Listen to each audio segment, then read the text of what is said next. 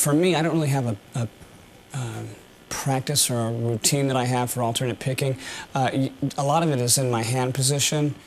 I choke the pick off really, really shallow, so there's not a lot of material sticking underneath my hand, and I also keep the pick so that it's almost parallel to the string, but not too much. Some people, when they have the pick parallel, it's harder to pick the string. I have it just a little bit turned so that it almost nudges the string over. The other thing too for me with some of the picking patterns that I have, they would just be totally inaudible if there wasn't the palm muting technique that I use myself. I like to put the bridge of my hand right here, the meat of it, right across the bridge of the pickup, I mean the bridge there, and just kind of roll it forward to dampen the strings. It's different amounts that I roll it forward to deaden the strings. Like the more that I go up there, sometimes I'll just completely choke the string off, like in Train of Consequences.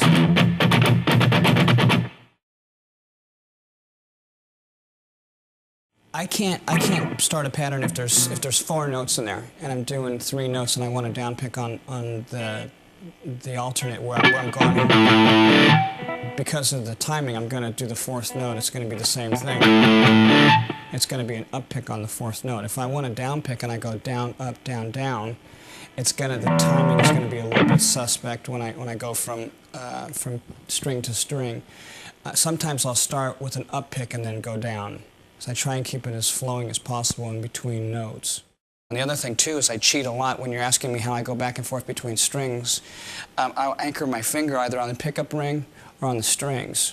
And that's kind of the muscle memory in my hand will tell me how far it is from string to string.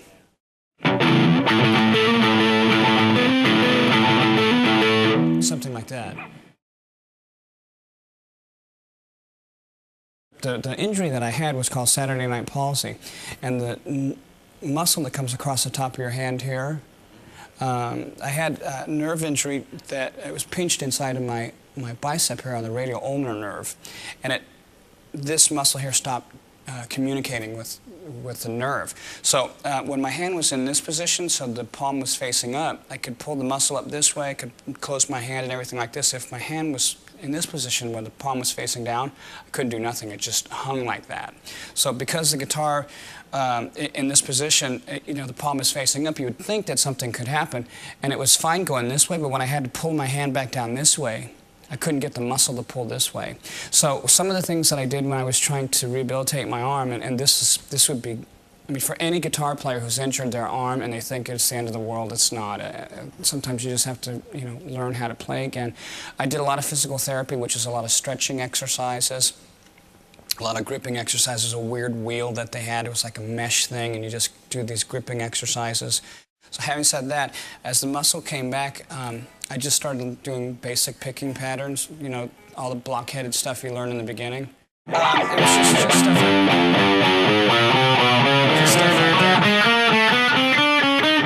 And I couldn't do any of that because, and I would stop as soon as I made a mistake. And I would start again. Just keep going over and over again. Some of the things that my teacher had showed me, the guy's name is Rick Flouting, and he's done some orchestration work with the London Philharmonic Orchestra. He's a jazz player and a classical player. He may not be, super renowned or anything like that, but for me, he was really good and had the right attitude. If I'm going to go and put myself in the hands of a teacher, I don't want to be with some guy that's going to show me something wrong in the first place. The thing for speeding up for me was pulling my fingers in this way and also not holding on here. And another thing, too, for fingering is, I was going across the frets like this, and he had said that if I turn my hand this way, it'll be better for me. Because my guitar hangs really low, it's kind of hard to change that, but I try and do it as much as I can to discipline myself. When I was in Metallica, I had brought this riff to them that I had invented. And nobody had ever seen this before. It was called Spider Riff.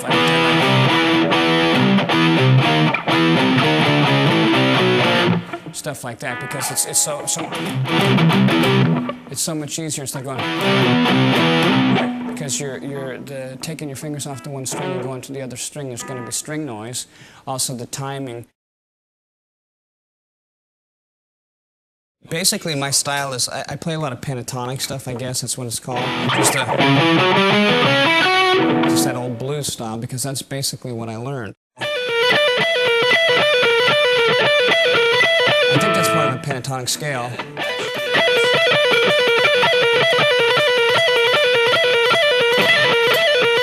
And then that's basically all those scales. If I did it really slow up here.